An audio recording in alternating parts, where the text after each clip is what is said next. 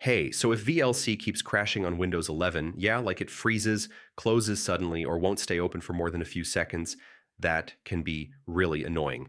In this complete guide, I'll show you how to fix it step by step. First, restart your computer. This clears temporary glitches that often cause crashing issues. Next, yeah, open Task Manager and close any running VLC processes. Sometimes it gets stuck in the background. Now, try running VLC as administrator.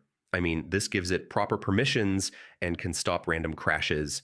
Yeah, hardware acceleration can sometimes cause instability. Try turning it off in VLC settings. Now, try opening a different video file.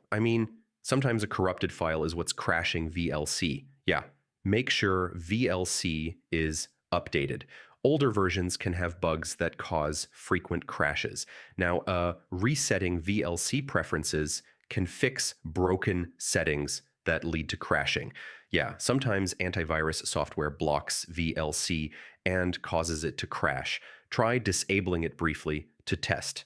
If nothing works, uninstall and reinstall VLC. This fixes corrupted installation files and resets everything.